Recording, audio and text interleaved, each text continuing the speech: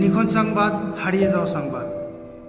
একটি বাচ্চা গত 18 দিন থেকে নিখোঁজ হয়ে আছে। বাচ্চাটি হারিয়ে গেছে 10/1/2024 তারিখ।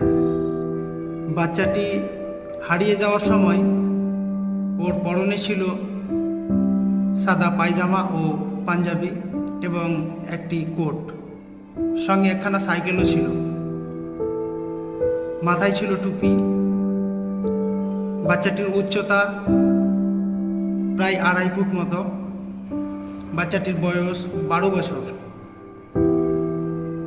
গায়ের রং শ্যামলা।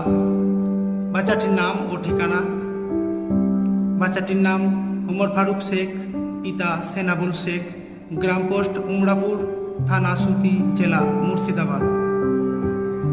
এই বাচ্চাটিকে কেউ দেখে বা পেয়ে থাকলে দয়া করে